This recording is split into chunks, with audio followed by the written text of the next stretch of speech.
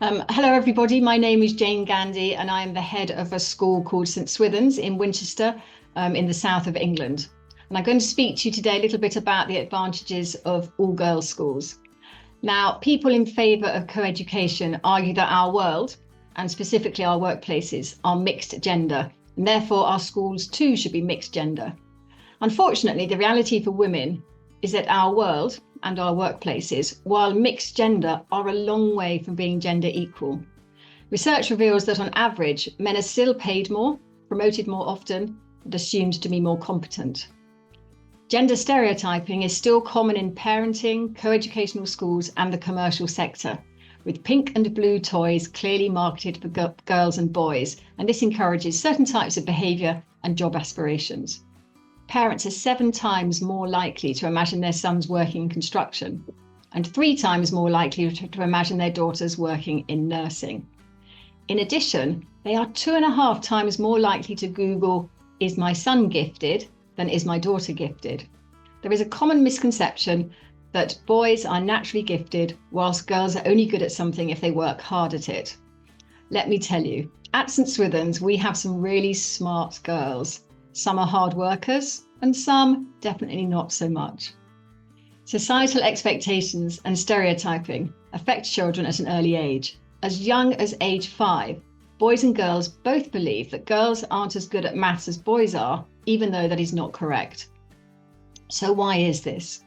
Well, not only do children soak up stereotypes from society, but studies have shown that in co-educational elementary and middle schools in America, boys received 8 times more attention in class than girls did. And when boys called out in class without putting their hands up, teachers listened and responded. But when girls did the same, they were told to put their hands up. Another study found that teachers repeat boys' contributions in class 9 times more than they do for girls. They address questions much more to boys, and they praise boys more for their answers. So what if school is actually a confidence factory for boys and a competence factory for our daughters? Asked one researcher. In a girls' school, we can combat that stereotyping. At my school, St Swithun's, chemistry, biology and maths are the most popular subjects. And nobody thinks they're not suitable for girls or that girls aren't as good as boys at maths or science. Girls study the subjects that they find interesting, whether that be history, Spanish, computer science or technology. Overall, girls at all girls schools are significantly more likely to study maths and science at A-level than girls in co-educational schools. They are nearly 3 times as more likely to take further mathematics and more than 2 times more likely to take physics at A-level. And they are also significantly more likely to study STEM, science, technology, engineering, maths at university, and to go on to work in science or technology as a career. Why does any of this matter? Well, because jobs in STEM, science, technology, engineering and maths, and finance are often well paid, and they should be equally attractive and accessible to young women and to young men. But of course, it's not just about subject choice. Success in the workplace and in life is a result of other qualities such as self-confidence. It's widely reported that men are more self-confident than women. But an Australian study, and actually also a study in the UK, found that girls educated in single-sex schools are just as confident as boys. And self-confidence has been shown to be critical to academic and to life success. Studies have also shown that women who were educated in girls' schools are more likely to take risks in the workplace in terms of applying for a promotion or asking for a pay rise. So let's think for a moment about sport. We know that girls in girls' schools carry on playing sport for longer, and that more girls regularly play sport in girls' schools. We know that playing sport and being physically active have important health benefits, both physically and mentally. We know that playing sport gives you self-confidence, resilience, an understanding of the importance of setting goals and of winning and losing gracefully. Indeed, playing sport has such a positive impact on women that 80% of female CEOs of Fortune 500 companies played sport when younger. At St Swithun's and at other girls' schools, our students enjoy playing sport in a really unself-conscious way. They don't worry about whether it's feminine to be competitive, and they value their body for what it can do, not what it might look like. And international research shows that a large majority of girls strongly prefer all-female PE classes and sports classes where they are not self-conscious of their body image and what they're wearing, and where they don't have to take part in competitive mixed gender activities which reinforce existing stereotypes. Now, playing sport may well prepare girls and young women to be leaders, but so too does the opportunity to be a leader in a school environment. At girls' schools, of course, all the leaders are girls. Nobody tells these leaders that they are bossy, because we just don't use the type of stereotypical language here that you might see elsewhere. Instead, we might congratulate our student leaders for being decisive or strategic. All the people who speak up in meetings at my school are girls. All the people who take on challenges or risks are girls. And this is really important because research shows that although girls are more likely than boys to take part in extracurricular activities, the boys are more likely to take on leadership roles in these activities. In a girls' school, girls can do every type of co-curricular activity. We run a popular green power car club where the girls design and they race battery-powered cars. When they go to races, teams from co-educational schools are not 50-50 boys and girls, as you would expect, but they are very male-dominated. At St Swithin's, all girls have access to all activities without anybody saying they shouldn't take part because they're girls. And of course, in a girls' school, we can intentionally equip our students with the knowledge and skills required to overcome social and cultural gender biases. Every decision that I make as a female head teacher has at its heart the current well-being and the future flourishing of our students.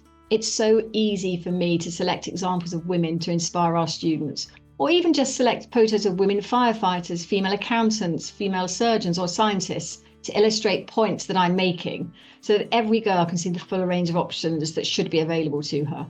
We can also talk really openly about possible barriers to success, such as how male leaders are typically expected to be competent, whereas female leaders are expected to be not only competent, but also warm and relatable. We can make sure that our students have links with former students who can act as mentors and help with networking and with negotiating the workplace. We can offer mock interviews, training in public speaking, how to present yourself confidently. We can have discussions about what to do if you are interrupted by men in the workplace, which does happen even to women Supreme Court judges who are interrupted 3 times as often as men are. But as important as all these things are, girls flourish when they're happy. Some people think that girls are more unkind to each other at girls' schools, but it is my experience that both boys and girls can be unkind to each other at every type of school. In fact, research from Bristol University shows that girls are on average happier at girls' schools than at co-educational schools. And certainly at my school, we prioritise happiness and the girls can relax and have fun without any pressure to behave in a certain way or to look a certain way. And that can happen when boys are around. Our students are authentic, unself-conscious, bold and ambitious. By the time they leave St Swithin's, they are strong, independent women with a wonderful sense of humour who are confident in themselves and in their ability to interact with anyone, male or female. And I believe that is most easily achieved in a girls-only environment. My name is Francesca. I'm an upper 4 and a full boarder in High House. Hi, I'm Natalie. I'm a weekly boarder in Year 10 at St Swithin's. Hello, I'm Alice Ludlow, Head of Boarding here at St Swithin's School. So the boarding system here at St Swithin's is built with the modern family in mind. We have full boarders, we have weekly boarders, and we also recognise the need for flexi boarders. My favourite thing about boarding would be all the activities. There are loads of really fun activities, often off-site. We're really proud of our weekend programme, where girls can have choice between 10 and 15 activities. So a huge opportunity for students to really get outside, to take risks, to enjoy themselves, to build friendship and that sense of community. So the structure of St Swithin's boarding houses they join in Year 7 in Leroy House, where we use dormitory layouts to build that sense of friendship, that sense of community that's so vital to that first year in boarding. Everyone's really friendly and you definitely grow to create this sisterly bond with everybody in house, which is really nice. They then move on to one of the 4 senior boarding houses for the years 8 to year 12. They get their own rooms, and we know that this is really important for girls' well-being and sense of self. which is really good because I get to sort of personalise it and make it more like me. I can put my posters up on the wall. I have a lot of friends with people like in different years. I never had that at my old school. Lovely interaction between the girls. It's great having a number of year groups in the same house, so we get to see that interaction between students. For their final year here at St Swithun's, we move them on to Finley House, the upper sixth boarding house, where they join with the day girls so that they can end the year together as one cohesive group. I like sport a lot, especially at St Swithun's, and I get involved in quite a few matches. The girls have lots of opportunities on a Saturday morning to get involved in sports matches, and we have a lovely site on the front of school with full boarders parents and weekly boarders parents watching their daughters play. Or if you finished all your prep in the summer term, you can go with a few friends to the tennis courts and just play a little bit. Winchester city centre is just a 15-minute walk from St Swithun's School. It's really fun to go down into. It's big enough to feel like you're not closed in, but it's definitely small enough to know your way around. It's a small, safe, historic city in the middle of the Hampshire countryside. And there's a lot of fresh air and good walks that we can go on, right opposite the school. Boarding is like having a second home. It's a very tight community, and I think it's a lot of fun. I think there are so many opportunities and advantages of doing it, especially in a school where everybody's really kind and really sweet. Boarding definitely gives you a sense of belonging and family within the school. Our girls are characterised fundamentally by a sense of kindness, a sense of openness, a sense of willingness to try. We like to think our girls are risk takers who enjoy the world around them and make the most of being here in the boarding community at St Swithun's.